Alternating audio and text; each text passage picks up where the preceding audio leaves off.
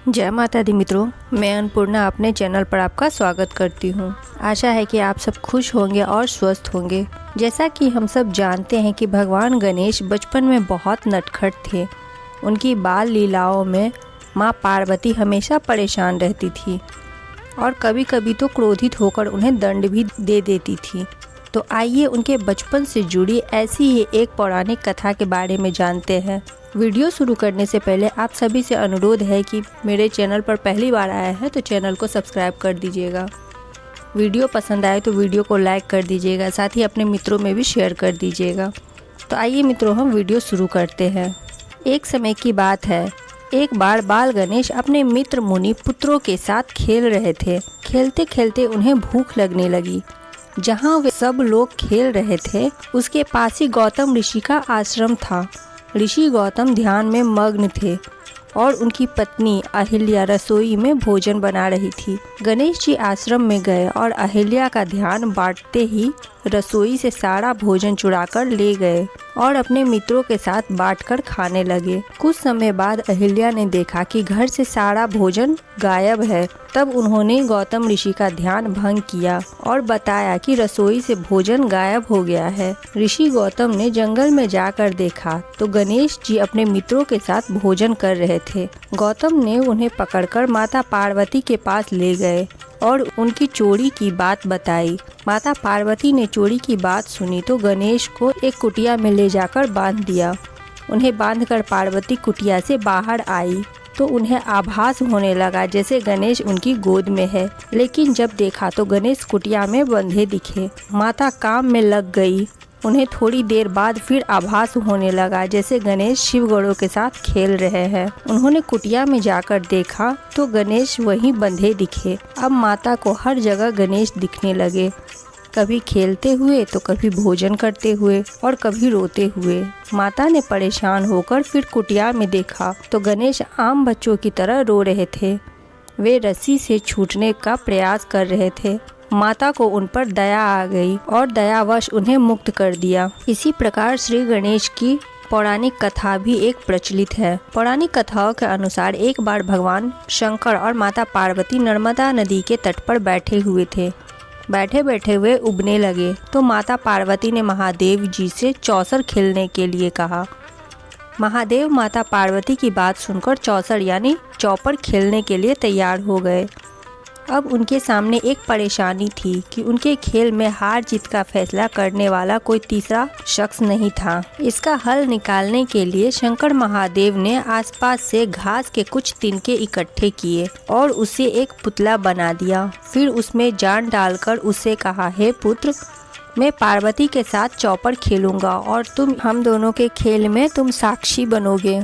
खेल के अंत में कौन विजयी होगा तुम्हें इसका निर्णय करना होगा। उस पुतले से इतना कहने के बाद महादेव और पार्वती ने चौपर का खेल खेलना शुरू कर दिया। दोनों ने बारी बारी से 3 बार चौपर का खेल खेला और संयोग से तीनों ही बार माता पार्वती की जीत हुई। जब दोनों ने खेल खत्म किया और उस पुतले से विजयी होने वाले का नाम पूछा तो उसने महादेव को इस खेल का विजयी घोषित कर दिया। इससे माता पार्वती को गुस्सा आ गया और उन्होंने उस पुतले को लंगड़ा होने और कीचड़ में पड़े रहने का श्राप दे दिया।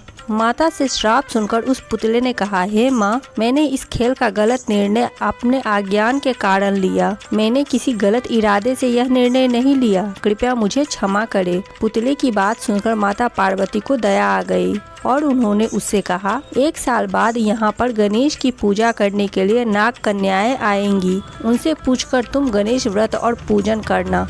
ऐसा करने से तुम्हें मनोवांछित फल मिलेगा। इतना कहकर माता पार्वती और महादेव वहां से वापस कैलाश की तरफ चले गए। 1 साल बाद उसी जगह पर नाग कन्याएं आई। तब उन्होंने गणेश व्रत और पूजन की विधि शुरू की तो उस श्रापित पुतले ने उनसे इस पूजा की विधि बताने की प्रार्थना की। नाग कन्याओं ने विस्तार से उस पुतले को गणेश पूजन की विधि बताई। इसके बाद उस पुतले ने विधि अनुसार 21 दिनों तक गणेश जी का उपासन किया और उनका पूजन किया। इस पूजन से गणेश जी काफी प्रसन्न हुए और उन्होंने उस पुतले को मनोवांछित वर मांगने को कहा। पुतले ने कहा, हे प्रभु, आप मेरे पैरों में इतनी शक्ति दे कि मैं कैलाश पर्वत पर जाकर अपने माता पिता से मिल सकूं और उन्हें प्रसन्न कर सकूं।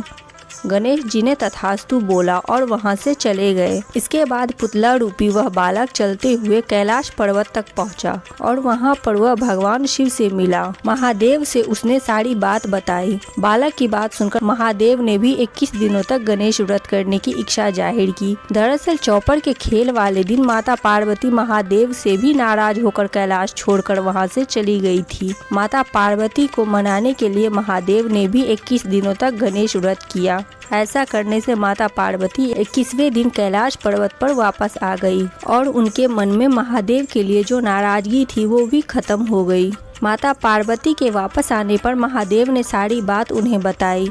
यह सुनकर माता पार्वती के मन में भी अपने पुत्र कार्तिकेय से मिलने की इच्छा उत्पन्न हुई। उन्होंने 21 दिनों तक गणेश व्रत करने का निर्णय लिया। उस पुतले रूपी बालक द्वारा बताई गई विधि के अनुसार माता पार्वती ने 21 दिनों तक गणेश जी का उपवास किया और विधि से पूजा अर्चना भी की। व्रत के 21वें दिन ही कार्तिकेय खुद ही अपने माता पार्वती से मिलने के लिए कैलाश पर आ गए। आगे चलकर इस कथा और व्रत के बारे में कार्तिकेय ने विश्वामित्र जी को भी बताया। विश्वामित्र जी ने भी 21 दिनों तक यह व्रत रखकर गणेश जी की पूजा की। भगवान गणेश जी ने प्रसन्न होकर उन्हें ब्रह्म ऋषि होने का वरदान दे दिया। इस कहानी से हमें ये सीख मिलती है कि गणेश चतुर्थी व्रत कथा के जरिए गणपति देव को प्रसन्न किया जा सकता है। सच्चे मन से इनका उपवास करने से मनोवांछित फल शीघ्र ही पूरी होती है। आशा है मित्रों आपको भी मेरी कथा जरूर पसंद आएगी। चैनल पर पहली बार आए हैं तो चैनल को सब्सक्राइब कर दीजिएगा। वीडियो पसंद आए तो वीडियो को लाइक कर दीजिएगा। अब मिलते हैं ऐसे ही महत्वपूर्ण जानकारी व पौराणिक कथाओं के साथ अगले वीडियो में। तब तक के लिए जय श्री राम।